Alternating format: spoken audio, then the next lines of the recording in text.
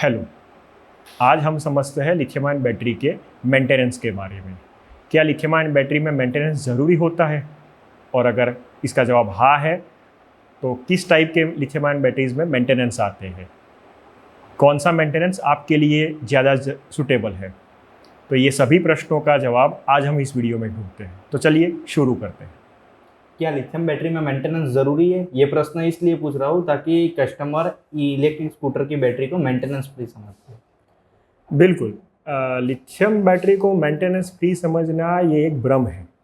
हालांकि ये बात सच है कि जो हमारी कन्वेंशनल बैटरियां हैं उससे लिथियम बैटरीज के अंदर कम मेंटेनेंस की ज़रूरत होती है, लेकिन हमें बैटरी की लाइफ बढ़ाने के हेतु उसका मेंटेनेंस नियमित रूप से करवाना ही चाहिए।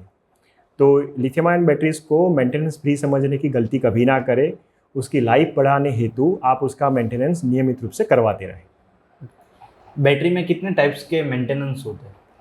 बेसिकली बैटरीज के अंदर मेनली 3 टाइप्स के मेंटेनेंस होते हैं। सबसे पहला मेंटेनेंस है ब्रेक डाउन मेंटेनेंस। वो हमें उसके शब्द पे से ही पता चल जाता है। जब भी आपकी बैटरी के अंदर प्रॉब्लम आता है तब आप उसको रिपेयर करवाने के हेतु जब जाते हैं तो उसे ब्रेक डाउन मेंटेनेंस बोलते हैं। यानी आपको जब प्रॉब्लम फेस होता है तब आप उसका मेंटेनेंस करवाते हैं, उसे ब्रेक डाउन मेंटेनेंस बोलते हैं। उसके बाद जो अपना सेकंड मेंटेनेंस है उसे हम प्रिवेंटिव मेंटेनेंस के तौर पे लेते हैं। प्रिवेंटिव मेंटेनेंस के अंदर होता है बैटरी को नियमित रूप से सर्विस करवाना। जैसे कि हम अपने अभी आईसी इंजन व्हीकल जो यूज़ कर रहे हैं, जब हम उसे परचेज करते हैं तो वहाँ पे हमें बताया जाता है कि आपको ये व्हीकल को हर एक साल में सर्विस करवाना है। तो वैसे ही आप उसके कुछ नियमित रूप से कुछ टाइम के आधार पे बैटरी को सर्विस करवाए, उसे हम प्रिवेंटिव मेंटेनेंस के तौर पे ले सकते हैं। और सबसे जो अभी आधुनिक मेंटेनेंस जिसे हम मानते हैं वो है प्रिडिक्टिव मेंटेनेंस। प्रिडिक्टिव मेंटेनेंस ये होता है कि बैटरी के डेटा और परफॉर्मेंस के आधारित पे बैटरी में आने वाले फ्यूचर में क्या प्रॉब्लम आने वाला है उसे हम पहले से ही परख सकते हैं।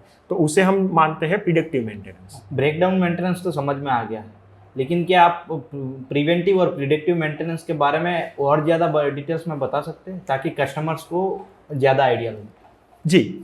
सबसे पहले हम बात करते हैं प्रिवेंटिव मेंटेनेंस के बारे में।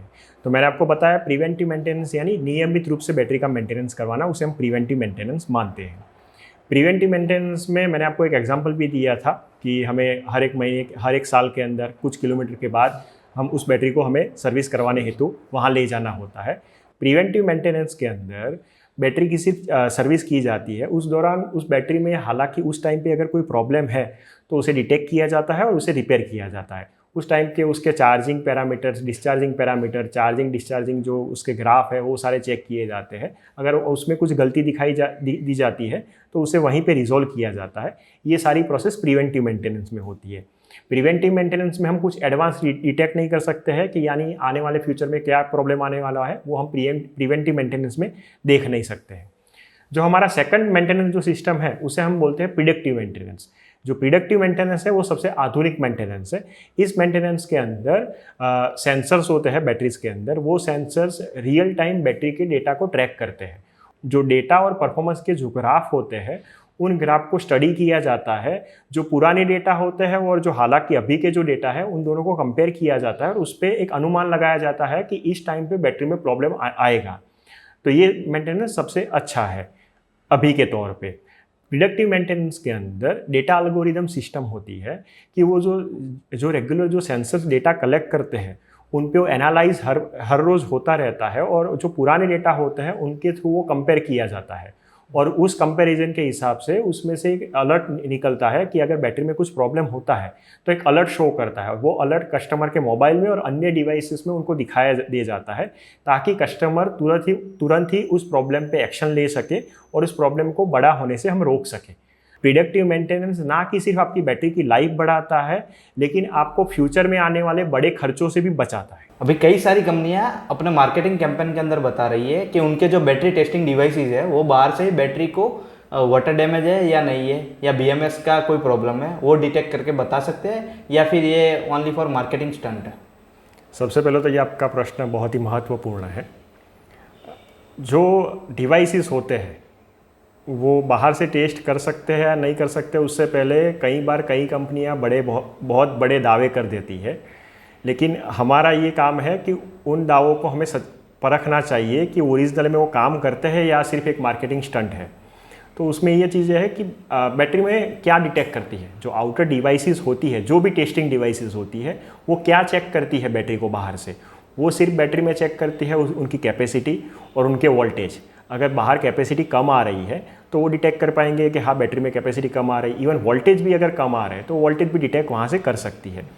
ये बोलना गलत होगा कि वो 100% बैटरी के इंटरनल पैरामीटर चेक कर सकते। हाँ, ये बात भी सच है कि वो थोड़े बहुत जो आउटर पैरामीटर्स है, यानी कि उसकी कैपेसिटी कम हुई है या बैटरी आउटपुट वोल्टेज नहीं दे रही है, ये सारे पैरामीटर वो चेक कर सकती है डिवाइसेस। लेकिन इंटरनल जो पैरामीटर्स है, मीन्स जो सेल लेवल इश्यूज़ है, BMS में जो इश्यूज़ है, इवन जो पानी भी गया है वो चेक कर नहीं सकती है। क्योंकि इसमें प्रॉब्लम क्या है, पानी जाने की कई सारे कई सारे वजह हो सकती है। अगर पानी गया है बैटरी के अंदर तो आप बाहर से एक अनुमान लगा सकते हैं। अगर उसके बॉक्स है जो उसका मेटल एनक्लोजर है, तो अगर उस पर कोरोजन आ गया है तो आप मान सकते हैं कि उसमें पानी गया है। लेकिन ये हर बार होता नहीं है, क्योंकि एटमॉस्फेयर की जो ह्यूमिडिटी होती है उस वजह से भी मेटल के एनक्लोजर पे कोरोजन हो सकता है। जो एक्सटर्नल डिवाइसेस है वो सचोट रूप से बैटरी की क्या हेल्थ कंडीशन है, इवन बैटरी में आने वाले फ्यूचर में क्या प्रॉब्लम आने वाला है, ये सारी चीज़ें कभी भी नहीं बता सकती है।